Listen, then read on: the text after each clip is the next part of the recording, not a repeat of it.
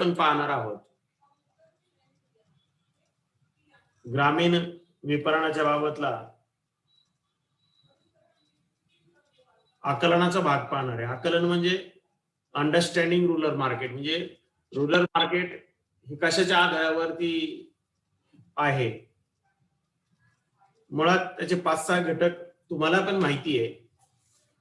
म्हणजे मार्केट सर्वसाधारण कशाच्या स्वरूपावर आधारित असतं. जिथं लोकसंख्या जास्त आहे म्हणून पहिला घटक त्यांनी लोकसंख्या टाकला ग्रामीण बाजारपेठेच्या आकलनाच्या बाबतचा. दुसरा जो घटक आहे तो रोजगाराचं स्वरूप किंवा व्यवसायाचं स्वरूप असं त्याला म्हटलेलं आहे. जिथं रोजगार आणि व्यवसाय असतात तिथं लोकसंख्या असते, जिथं लोकसंख्या असते तिथं व्यवसाय रोजगार असतं, आणि जिथं या दोन्ही गोष्टी असतात तिथं बाजारपेठ नक्की असते. 3 नंबरचा जो मुद्दा आहे तो म्हणजे विखुरलेली बाजारपेठ. आज आपण पाहतो जर का 500 पेक्षा कमी लोकसंख्या जर का ज्या खेड्यात असेल किंवा गावात असेल तर तिथं काही खूप मोठी बाजारपेठ होते असं कधीच होणार नाही. परंतु जिथं 5,000पेक्षा 10,000पेक्षा लोकसंख्या जास्त आहे तिथं आपल्याला आठवडे बाजार दिसतो, दैनंदिन बाजार दिसतो, किंवा मोठे मोठे दुकानं पण तिथं दिसतात. आणि जर का ते लाखाच्या पुढे असेल, म्हणजे 1 लाखाच्या पुढे किंवा 80,000 किंवा 75,000च्या पुढे जर का लोकसंख्या असेल तिथं आपल्याला मोठे मोठे मॉल्स किंवा मोठे मोठे सुपर मार्केट किंवा मोठी मोठी बाजारपेठा आपल्याला दिसून येतात. म्हणजेच बाजारपेठेचं आकलन कशाच्या घटकावर आहे, तर नंतर उत्पन्नाचा ढाचा कसा आहे, म्हणजे उत्पन्न तिथलं प्रमाण काय आहे, म्हणजे लोकांचं उत्पन्न किती आहे याच्यावर त्याचा अंदाज लागतो. केवळ उत्पन्न असून चालत नाहीये. 5 नंबरचा जो मुद्दा आहे तो खर्च, म्हणजे लोकांची खर्च करण्याची प्रवृत्ती आहे का. म्हणजे ग्रामीण बाजारपेठा त्या खर्चाच्या दृष्टिकोनातून सुद्धा अत्यंत महत्वाचे असतात. आपल्याला माहिती आहे काही बाजारपेठा हंगामी स्वरूपात खूप चालतात, ज्याला आपण सण आणि समारंभ म्हणतो. आपण म्हणतो लग्न सराईत गर्दी खूप आहे, किंवा आता दीपावली आली, खूप गर्दी आहे. गर्दी आहे म्हणजेच काय, तिथं बाजारपेठेचा वावर जास्त आहे किंवा बाजारपेठेत मागणी आणि ज्याला आपण म्हणतो ती सुगीच्या दिवसात जास्त मागणी असते शेतकऱ्यांच्या बाबत. त्याला सुगी म्हणजे शेतीच्या पासून मिळणारे जे उत्पन्न आहे त्या उत्पन्नाच्या काळात बऱ्याच ह्या गोष्टी होऊ शकतात, आणि अशा काळात खर्च सुद्धा जास्त ही लोक करू शकतात. नंतरचा 6वा मुद्दा आहे तो राहणीमानाचा दर्जा. 7 नंबर देऊ आपण साक्षरता, ज्याला आपण शैक्षणिक काय प्रकार आहे. तुम्ही जर का प्रमाण पाहिलं तर ग्रामीण साक्षरतेचं प्रमाण आज 70% पोहोचलंय, 69%. 2011ची जनगणना आहे, आणि 2000च्या पूर्वी जर का आपण खूप मागे गेलो 31-40 वर्ष, 1970-71च्या जनगणनेनुसार जर का पाहिलं तर साक्षरतेचं प्रमाण म्हणजे शैक्षणिक प्रमाण फक्त 24% होतं. म्हणजे 24% आणि आज 70%च्या आसपास जर म्हटलं तर तुम्हाला माहिती आहे इथं 40 ते 45%चं वाढ आपल्याला साक्षरतेमध्ये झालेली ग्रामीण भागामध्ये दिसते. नंतर अनुषंगिक सेवा कोणत्या आहेत. आज खेड्यापाड्यात सुद्धा आपल्याला बऱ्याचशा सेवा मोठ्या प्रमाणात दिसतात. पूर्वी जर का आपण पाहिलं तर फक्त बैलगाडी किंवा इतर ज्याला आपण वाहतुकीची साधनं असं म्हणतो त्याचा वापर करायला जायचा.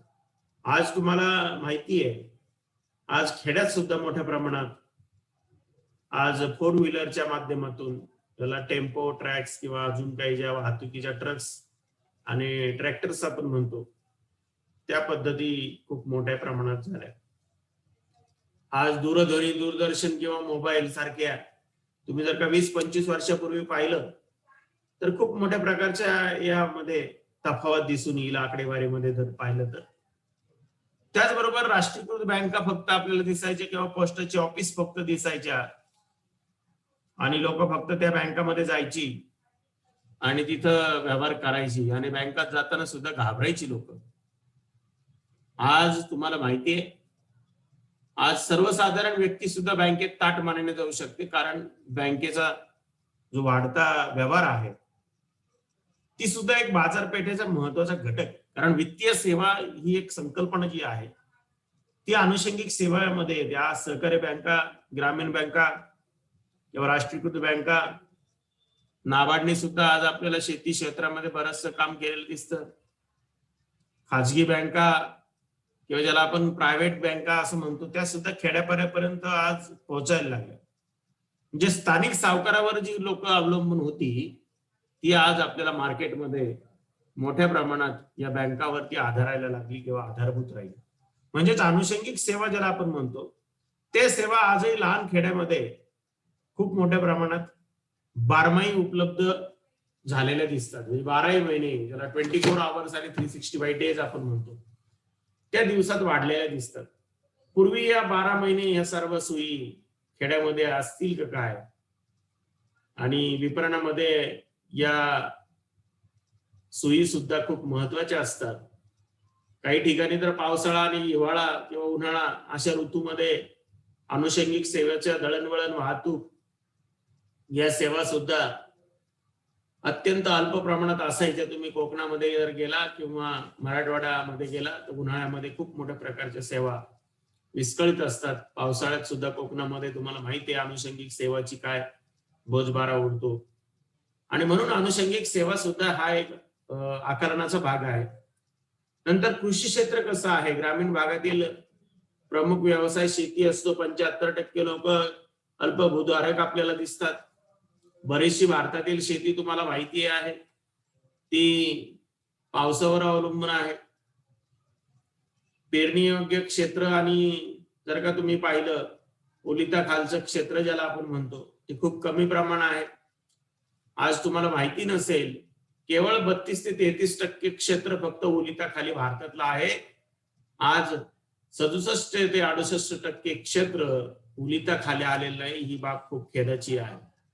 राज्यानुसार हे प्रमाण भिन्न भिन्न असू शकतं, परंतु पावसाचं प्रमाण राज्यनिहाय जर का आपण पाहिलं तर खूप मोठ्या प्रकारचं आपल्याला याच्यात तफावत दिसून येईल.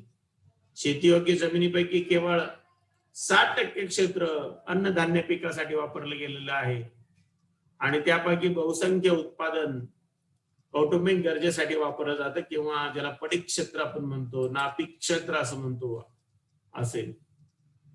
नगदी पिकांचं क्षेत्र ज्याला आपण म्हणतो ते अत्यंत कमी आहे आणि त्यामुळे शेतीचं उत्पन्न सुद्धा ग्रामीण भागामध्ये खूप कमी प्रमाणात आहे. ग्रामीण भागातल्या ज्या मर्यादा आहेत बाजारपेठेच्या, त्या मर्यादा कृषी क्षेत्राने व्यापलेल्या दिसतात. तुम्ही म्हणाले व्यापलेले दिसतात म्हणजे काय, कृषी क्षेत्र जर का विकसित झालं असतं, शेतकऱ्यांना जर का मोठ्या प्रमाणात पैसा मिळाला असता, तर भारतातील बहुसंख्य शेतकरी आज जे आपल्याला थोडे अडचणीत आहेत किंवा काही वेगळ्या मार्गाने जाण्याचा विचार करतात, तो मार्ग त्यांनी कदापि स्वीकारला नसता. त्याचबरोबर नैसर्गिक जडणघडण ज्याला आपण म्हणतो, ती सुद्धा खूप कारणीभूत आहे. आज ग्रामीण बाजारपेठामध्ये पावसाचं प्रमाण कमी असल्यामुळे सुद्धा किंवा काही भागात खूप मोठ्या प्रकारचा उन्हाळा ज्याला आपण म्हणतो, आज आपल्याला ओला दुष्काळ दिसू राहायला गेल्या 2-3 महिन्यापासून. परंतु मागील 2-3 वर्षापूर्वी आपण जर का पाहिलं तर मोठ्या प्रमाणात आपल्याला ज्याला सुका दुष्काळ म्हणतो आपण किंवा दुष्काळाच्या ज्या झळा म्हणतो आपण, उन्हाळ्याच्या पाण्याअभावी लोकांनी खूप मोठ्या प्रकारचं स्थलांतर झालेलं दिसतं. आणि हा सुद्धा एक महत्वाचा शेती व्यवसायाला फटका बसला आणि कृषी क्षेत्र आपल्याला अडचणीत आलेलं दिसतं. आणि या प्रकारात आपण जर का ह्या सगळ्या गोष्टीचा विचार केला तर बाजारपेठांना खूप मोठा फटका बसलेला दिसतो. त्याचबरोबर नंतरचा जो मुद्दा आहे 10 नंबरचा, शहरांची संलग्नता. ज्या शहराला लागून जी खेडी आहेत किंवा ग्रामीण भाग आहे किंवा गावं ज्याला आपण म्हणतो, ती शहराशी जोडलेली चांगली जर असतील, त्याला रेल्वे असेल, त्याला चांगली रोड असतील, दळणवळणाच्या आपण सोयी जरा चांगल्या असतील, तर लोकांचे जाणं येणं त्यामध्ये वाढतं. जीवन पद्धतीवरती शहराचा परिणाम आपल्याला झालेला दिसतो आणि ग्राहकाकडून उपभोग्य वस्तू व सेवांना मोठी मागणी निर्माण होते. परंतु खेडी आणि शहर यामध्ये जर का अंतर खूप असेल, यामधला जर का शहरापासून दूरवरती खेडी जर असतील तर त्या लोकांचं राहणीमान तुम्ही जर लक्षात घेतलं तर ते पूर्णपणे वेगळं असतं आणि तेथील ग्राहकांना शहरीकरणाचा किंवा आधुनिकीकरणाचा, तंत्रज्ञानाचा, बाजारपेठेचा अभाव आपल्याला दिसून येतो. आणि म्हणून शहरांची संलग्नता सुद्धा अत्यंत ह्या बाजारपेठेवर परिणाम करते. म्हणून बाजारपेठेचं आकलन ज्याला आपण म्हणतो ते जर का तुम्ही मुद्द्यांच्या आधारे पाहिलं तर मी परत तुम्हाला सांगेल, वही असेल ती तुमच्याकडे लिहून घ्या. लोकसंख्या आज आपल्याकडे 131 कोटी लोकसंख्या झाली भारताची आणि ही लोकसंख्येचं प्रमाण दिवसेंदिवस आपल्याला वाढतं आहे आणि लोकसंख्येचं वाढतं प्रमाण हे बाजारपेठेला अनुकूल आहे. म्हणजे काही घटक आपल्याला जर का प्रतिकूल दिसत असतील, भारताच्या दृष्टिकोनातून लोकसंख्या वाढलेली हे एक चिंतेची बाब आहे. परंतु बाजारपेठेचा जर विचार केला, विपणनाचा जर का विचार केला तर ही बाब अनुकूल दिसते. कारण बाजारपेठेत असलेल्या सर्व घटकांना या गोष्टी अनुकूल ठरतात. नंतर रोजगाराचं स्वरूप, मगाशी मी सांगितलं रोजगार, शेतमजूर, पशुपालन, शेती, मच्छीमार या दुय्यम क्षेत्रावर ग्रामीण आणि कुटीर उद्योग, लघु उद्योग, बांधकाम उद्योग, व्यापार, हॉटेल, वाहतूक, दळणवळण, मनोरंजन, विमा, बँका, शिक्षण, सांस्कृतिक किंवा साहित्यिक अशा सगळ्या घटकावर बाजारपेठेचा परिणाम नक्की होतो. म्हणून रोजगाराचं स्वरूप काय आहे त्याला खूप महत्व आहे. विखुरलेली बाजारपेठ सुद्धा अत्यंत वेगळं चित्र आपल्याला दिसतं. उत्पन्नाचं प्रमाण कसं आहे, आज आपल्याला मोठ्या प्रमाणात गरीब परिस्थिती असणारी लोकांची शक्ती जर का पाहिली, ती क्रय शक्ती अत्यंत कमी आणि अल्प दराची असते. जमीनदार, व्यावसायिक किंवा त्याला उच्च भ्रू घटक म्हणतो, श्रीमंत घटक म्हणतो, यांच्याकडे उत्पन्नाचं प्रमाण जास्त असतं, त्यांना यांचा फटका बसत नाही. परंतु बाजारपेठेला जर का अत्यंत कमी उत्पन्न गटाचा ग्राहक जर भेटला तर बाजारपेठेवर नक्की परिणाम होतो. म्हणून उत्पन्नाचा ढाचा कसा आहे. नंतर खर्चाचं प्रमाण सुद्धा, बरीच लोक चैनीच्या आणि प्रतिष्ठेच्या वस्तूला खर्च करण्यासाठी किंवा वस्तू खरेदीसाठी लवकर धजत नाही. आज आपण फक्त टीव्ही आपण घेऊ शकतो, मोबाईल घेऊ शकतो, परंतु जर का सगळ्या आपण चैनीच्या वस्तू जर पाहिल्या आणि प्रतिष्ठेच्या वस्तू पाहिल्या तर यामध्ये खरेदी करण्याची क्रयशक्ती गरीब लोकांची किंवा कमी उत्पन्न गटाची शक्ती अत्यंत कमी असते आणि श्रीमंत लोकच फक्त या काळात फक्त आपल्याला काही मोठ्या प्रमाणावर खर्च करण्यासाठी या गोष्टीवरती तयार असतात. म्हणून अल्प उत्पन्न गटातील किंवा लहान उत्पन्न गटातील लोकांचा खर्च केवळ आणि केवळ जीवनावश्यक वस्तूसाठी असतो. म्हणजे आपणही पाहतो मार्केटमध्ये आपण जर गेलो तर फक्त जीवनावश्यक वस्तू अल्प उत्पन्न गटातील लोक खरेदी करताना दिसतात. त्यांचा कल हा केवळ सण समारंभाच्या वेळेस वेगळ्या वस्तू किंवा चैनीची वस्तू खरेदी करण्याकडे असतो. परंतु इतर बाबत मध्ये ही लोक केवळ आणि केवळ जीवनावश्यक वस्तू ज्याला आपण म्हणतो त्याच खरेदी करतात. म्हणजेच खर्चाचा ढाचा कसा आहे ही गोष्ट आपल्याला अत्यंत परिणामकारक ठरते. राहणीमानाचा दर्जा हा अत्यंत महत्वाचा असतो. तुमची आर्थिक परिस्थिती कशी आहे यावर तुमचा राहणीमानाचा दर्जा, सोयी सुविधा, सामाजिक जडणघडण, सामाजिक मागासलेपण, सांस्कृतिक आणि शैक्षणिक तुमचा हा सगळा उत्पन्नाचा बहुसंख्य वाटा, दैनंदिन वस्तू खर्च करण्यावर तर झाला, वस्तू खरेदीवरती झाला, तर अशा वेगळ्या प्रकारच्या चैनीच्या किंवा राहणीमानाच्या दर्जा टिकवण्यासाठी किंवा प्रतिष्ठेच्या गरजा टिकवण्यासाठी लोकांकडे पैसा नसतो. हा सुद्धा बाजारपेठेचा एक महत्वाचा मुद्दा आहे. नंतर मगाशी मी सांगितलं साक्षरता किंवा अनुषंगिक सेवा, कृषी क्षेत्र, शहरांची संलग्नता, असे 10 पॉइंट तुम्हाला माहिती पाहिजे. आणि ग्रामीण भागाबाबत जर का आपल्याला या सांस्कृतिक घटक सुद्धा हा आकलनाच्या बाबत खूप मोठा खरेदी निर्णयावर परिणाम करत असतो.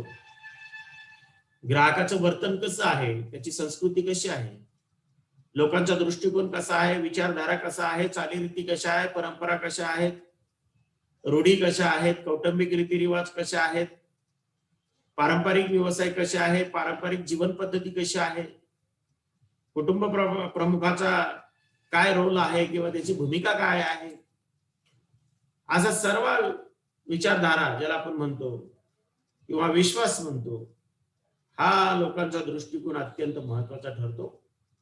त्याचबरोबर आपण जर का वर्षानुवर्षे एकाच उत्पादकाची खरेदी करणे, नैसर्गिक वस्तू वापरणे, कमी किमतीच्या वस्तूंना प्राधान्य देणे, व्यक्तीपेक्षा कौटुंबिक गरजा भागवणे, कुटुंबाच्या प्रमुखाचा खरेदीवर प्रभाव, हा सुद्धा ग्राहकांचा एक महत्वाचा सांस्कृतिक घटकामध्ये एक महत्वाचा रोल किंवा भूमिका बजावत असतात.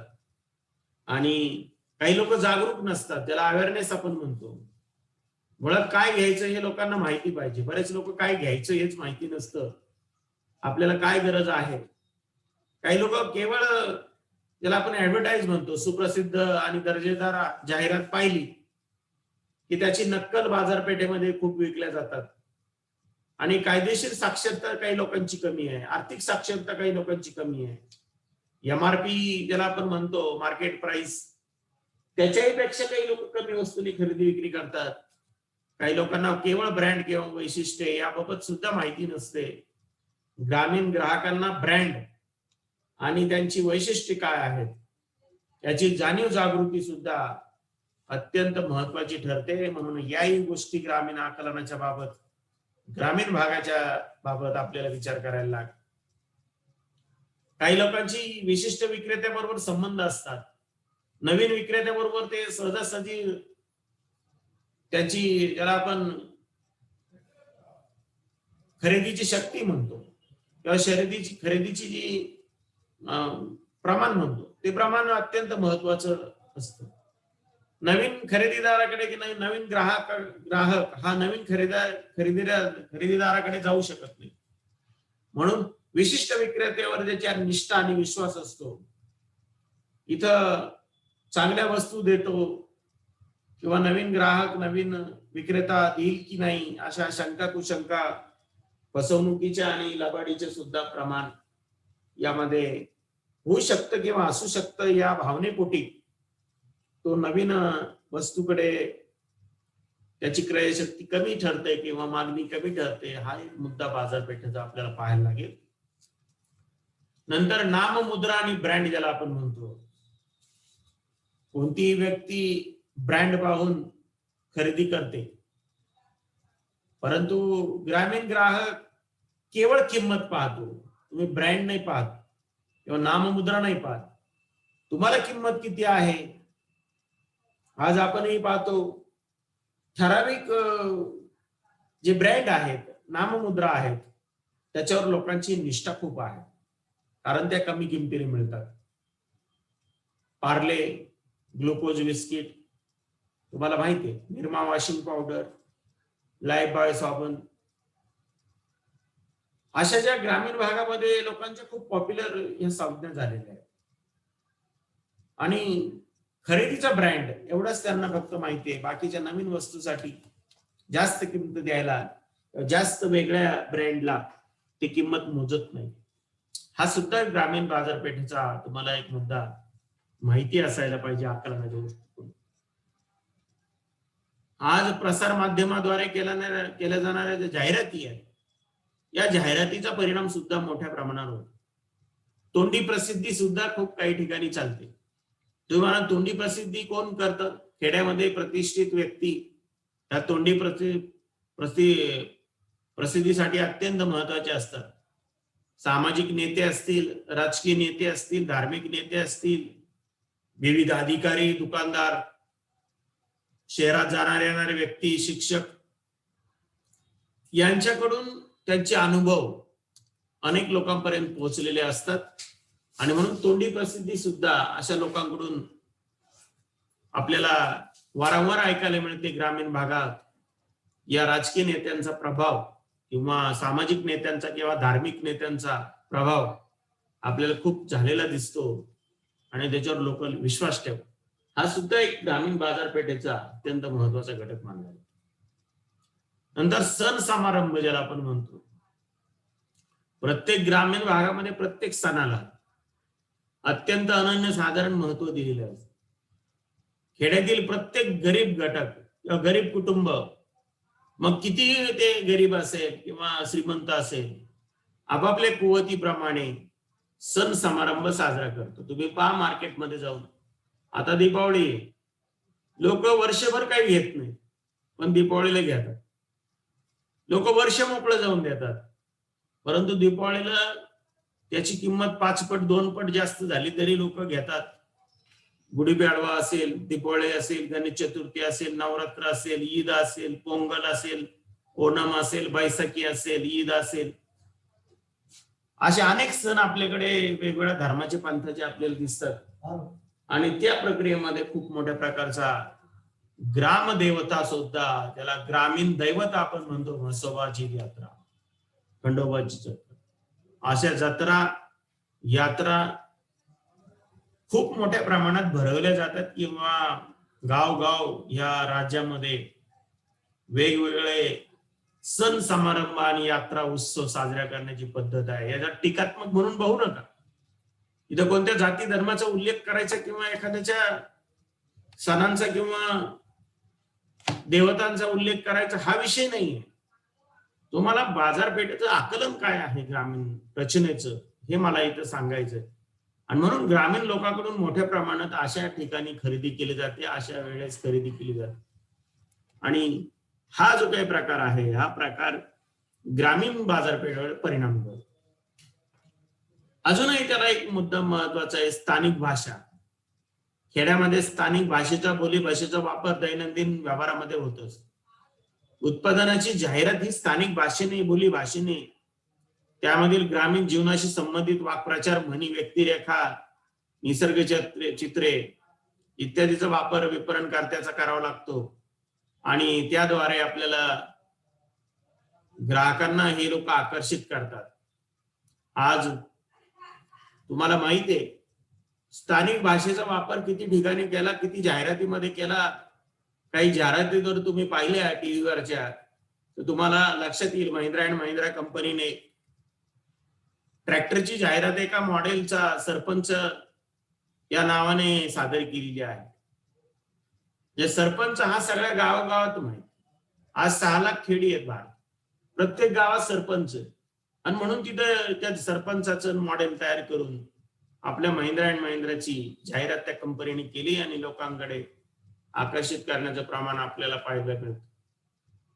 अजूनही बऱ्याच जाहिराती तुम्हाला सांगते, तुम्ही ते शोधा, तुम्हाला लक्षात येईल. मी फक्त एक नमुना म्हणून तुम्हाला हे एक जाहिरात सांगितली. अशा जाहिराती तुम्हाला सण समारंभाच्या काळात, लग्न सराईच्या काळात खूप मोठ्या प्रमाणात झालेल्या दिसून येतील, पाहायला मिळतील.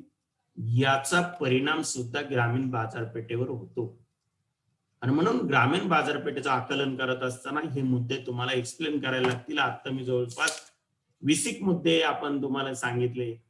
तुम्हाला परत सांगतो काय काय मुद्दे आहेत ते प्रत्येकाने लिहून घ्या. लोकसंख्या, व्यवसाय, रोजगार, विखुरलेली बाजारपेठ, उत्पन्नाचे प्रमाण, खर्चाचे प्रमाण, राहणीमानाचा दर्जा, साक्षरतेचे प्रमाण, अनुषंगिक सेवा, कृषी क्षेत्र, शहरांची संख्या, शैक्षणिक दर्जा, आर्थिक स्थिती, जागरूकता,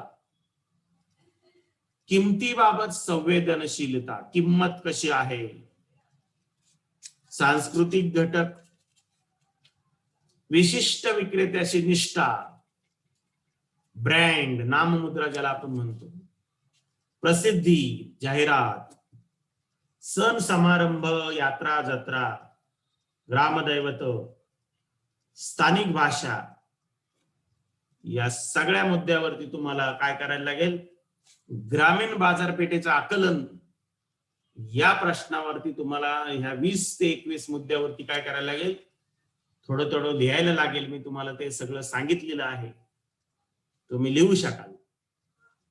याच्यानंतरचा जो काय आपण मुद्दा पाहणार आहोत तो म्हणजे ग्रामीण बाजारपेठेसाठी विपणन मिश्रण नियोजन. ग्रामीण बाजारपेठेसाठी विपणन, मिश्रण, नियोजन.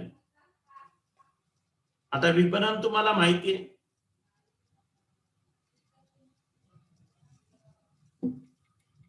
हे मिश्रण काय आहे आणि त्याचं नियोजन काय आहे हे आपण पाहणार आहोत. मिश्रण 4 घटकावरती अवलंबून आहे.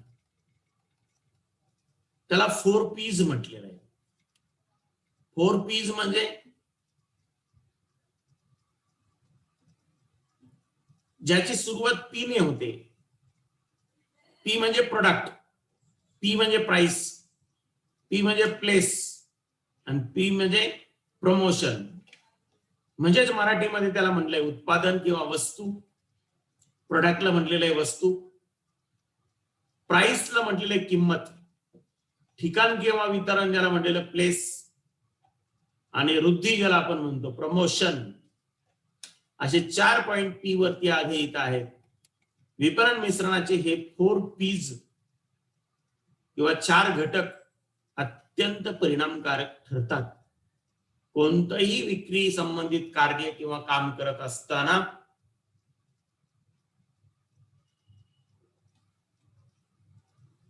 या सर्व कार्यावर किंवा घटकावरती प्रत्येक उत्पादकाला विपणन करताना योग्य मिश्रण साधणे अत्यंत महत्वाचे आहे. यावरच त्याला निर्णय घ्यावे लागतात. या 4 पॉइंट शिवाय तुमचं विपणन संबंधी कार्य पूर्ण होऊ शकत नाही आणि म्हणून त्याला विपणन मिश्रण असं म्हटलेलं आहे. तुम्ही कोणत्याही वस्तूमध्ये पहा, वस्तूचं प्रोडक्ट कसं आहे, वस्तूची किंमत कशी आहे, वस्तूचं ठिकाण कुठं आहे आणि वस्तूची वृद्धी कशी आहे. वृद्धी म्हणजे प्रमोशन. तुम्हाला प्रमोशन म्हणजे काय, हा एक खूप महत्वाचा आणि वादाचा मुद्दा आहे. तुम्हाला कधी प्रमोशन करायचं, जाहिरात कशी करायची याला खूप महत्व आहे. वर्तमानपत्रात करायची, मासिकामध्ये करायची, टीव्हीवर करायची, सेपरेट काही रेडिओ, आजकालची जी इंटरनेटची योजना आहे, दूरदर्शन आहेत, मोबाईल आहे, याच्याद्वारे करायची, गट समूहाद्वारे करायची, भिंतीवरील जाहिराती रंगवायच्या, अजून काही वेगळ्या पद्धतीने समूहाद्वारे प्रसिद्धी करायची, प्रभावी व्यक्तींचा, नेत्यांचा, खेळाडूंचा, नटनटांचा वापर करायचा, शेतावर जाहिरात करायची, पत्राद्वारे जाहिरात करायची, डिजिटल पोस्टर्सद्वारे जाहिरात करायची, करमणुकीच्या साधनातून जाहिरात करायची, ज्याला आपण पथनाट्य म्हणतो, लोकनृत्य म्हणतो, लावणी, तमाशा, भजन, कीर्तन, जादूचे प्रयोग, याच्याद्वारे सुद्धा ग्रामीण भागामध्ये मोठ्या प्रमाणावरती जाहिरात करतात. यालाच प्रमोशन असं म्हणतात. काही स्पर्धा आपल्याकडे ठेवलेल्या जातात आणि त्या स्पर्धातून सुद्धा खूप मोठी पोस्टर्स, वितरकाकडून बक्षीस योजना जाहीर केल्या जातात, लॉटरी काढणे, भेटवस्तू देणे, बोनस देणे, अशा अनेक संस्था खेडोपाडी आपल्याला जाहिरात करताना दिसतात आणि यालाच प्रमोशन म्हटलेलं आहे. काही लोक सिनेमागृहात जाहिराती दाखवतात, चित्रपट ज्याला आपण म्हणतो. तुम्ही पाहता टीव्हीवरती एखादा कार्यक्रम चालू होण्यापूर्वी, चालू झाल्यानंतर आणि संपल्यानंतर सुद्धा जाहिरातीचा तडाखा हा अत्यंत मोठ्या प्रमाणात असतो. कधी कधी आपण रिमोट हातातच ठेवतो आणि सरळ सरळ आपण जाहिराती काय करतो, बघत नाही किंवा त्याला बाजूला देतो किंवा दुसऱ्या चॅनलवर जातो. म्हणजेच प्रसिद्धी आणि जनसंपर्क तुमचा वाढवायचा असेल, वैयक्तिक विक्री वाढवायची असेल, तर या सगळ्या प्रमोशनला अत्यंत महत्वाचं आहे.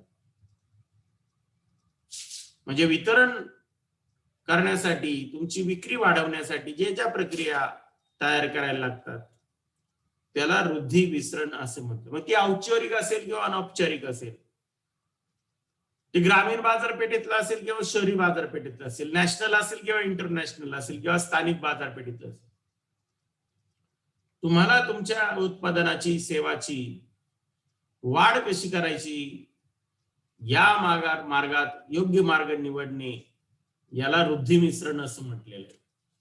म्हणून तुम्हाला वृद्धी मिश्रणावरती बऱ्याच मुलांना लिहिता येत नाही. मग सांस्कृतिक, सामाजिक आणि भाषिक विविधता, ग्राहकांची क्रय शक्ती किंवा साक्षरता, या मुद्द्याचा सुद्धा आधार घ्यावा लागतो. आणि म्हणून ग्राहकांना आकर्षित करण्याची माहिती त्यांना देणे, वस्तूबद्दल सर्व माहिती प्रसिद्ध करणे, या प्रकाराला वृद्धी मिश्रण असं म्हटलेलं आहे. नंतर वितरण मिश्र जे म्हटलं आहे, वितरण मिश्रामध्ये तुम्हाला माहिती आहे साखळी पद्धतीने वितरण केलं जातं. घाऊक व्यापारी, किरकोळ व्यापारी, प्रतिनिधी, वैयक्तिक विक्री, घरपोच विक्री, वाहतुकीची आणि व्यवस्थापनाची, तिथं दळणवळणाची आपण लॉजिस्टिक मॅनेजमेंट म्हणतो. त्याचबरोबर विमा आणि वित्त पुरवठा या कार्याचाही सुद्धा वितरणामध्ये मोठ्या प्रमाणात समावेश होतो. आणि म्हणून जिथे जिथं वाहतुकीच्या अपुऱ्या सुविधा आहेत, दळणवळणाच्या अपुऱ्या सुविधा आहेत, अपुरे रस्ते आहेत किंवा रेल्वे नाही आहेत, अशा ठिकाणी आपल्याला खूप मोठ्या प्रकारच्या अडचणीचा सामना उद्योजकाला किंवा विपणन कार्यात करावा लागतो. आणि म्हणून ह्या सगळ्या प्रकारामध्ये आज इंटरनेटने सुद्धा वितरण होऊ आहे, ज्याला ऑनलाईन मार्केटिंग आपण म्हणतो. आणि म्हणून उत्पादकांना ग्रामीण भागामध्ये पोहोचायचं असेल तर या नावानं खूप मोठ्या प्रकारच्या जाहिराती आज आपल्याला पाहायला मिळतात, की वितरणाच्या टपाल कार्यालय असतील, बँका पतसंस्थांचा शाखांचा वापर आपल्याला खूप मोठ्या प्रमाणात करावा लागतो. आज हप्तेबंद विक्री पद्धतीने किंवा ज्याला इन्स्टॉलमेंट म्हणतो त्याला बँका जबाबदार असतात. आणि या सगळ्या प्रकारात आपल्याला वितरणाची भूमिका अत्यंत महत्वाची असते. बँका काही गॅरंटी घेतात कस्टमरची, आणि म्हणून वितरण मिश्रण महत्वाचं आहे. नंतर जे काय आहे किंमत मिश्रण, प्राइस कशी आहे, स्पर्धेला तोंड द्यायची, मोबदला, किंमत स्थिर ठेवायची, सामाजिक आर्थिक विकासाला हातभार लावायचा, या सगळ्या बाबत सूट, रोख सूट, सवलती, उधार, बोनस पॉइंट, हप्ते पद्धतीने विक्री, या सगळ्याचा परिणाम किंमत मिश्रणावर होतो. आणि म्हणून किंमत सुद्धा अत्यंत महत्वाची ठरते. आणि पहिला जो मुद्दा होता उत्पादन किंवा वस्तूचा आकार कसा आहे, दर्जा कसा आहे, नमुना कसा आहे, वेस्टर्न कसं आहे, उपयुक्तता कशी आहे, वैशिष्ट्ये कशी आहे, रंग कसे आहेत, चव कशी आहे, किती दिवस टिकते, त्याला लाईफ काय आहे, या सगळ्या बाबत आपल्याला ग्राहकाच्या वर्तनाचा इथं अभ्यास करावा लागतो आणि उत्पादन तयार करावं लागतं किंवा वस्तू तयार करावी लागते. वस्तू टिकावी स्वरूपाची आहे का, मजबूत आहे का, भौतिक सुविधा आहेत का, आर्थिक स्थिती आहे का, तडजोड आहे का, लवचिक आहे का, आकर्षण आहे का, टिकाऊ आहे का, प्रभावी आहे का, प्रतिष्ठित आहे का, दर्जाला आपण गुणवत्ता म्हणतो तो आहे का, वेगवेगळे रंग आहेत का, आकर्षक आहे का, ब्रँड आहे का, या सगळ्या गोष्टीचा विचार आज आपल्याला करावा लागतो. आज आपण पाहतो कमी किमतीत आणि जास्त किमतीत अशा दोन्ही प्रमाणात या वस्तू आपल्याला विकाव्या लागतात. आज मारुती 4 व्हीलर किंवा होंडा या सगळ्या कंपन्यांचे 2 व्हीलर 4 व्हीलर उत्पादने पहा. अल्प उत्पन्न गटातील लोकांना सुद्धा त्या गाड्या घेता येतात आणि ज्यांचं उत्पन्न जास्त आहे, श्रीमंत व्यक्ती आहेत, अधिक किमतीच्या वस्तू सुद्धा त्यांच्याकडे आहेत. अशा प्रकारचा ग्राहक आपल्याला पाहायला लागतो. आणि म्हणून त्या दृष्टिकोनातून ग्रामीण बाजारपेठेचं विपणन मिश्रण लक्षात घेत असताना याचं नियोजन अशा पद्धतीने करावं लागतं. म्हणून 4 मुद्दे त्यामध्ये आपण पाहिले: उत्पादन वस्तू, किंमत, ठिकाण किंवा वितरण आणि वृद्धी.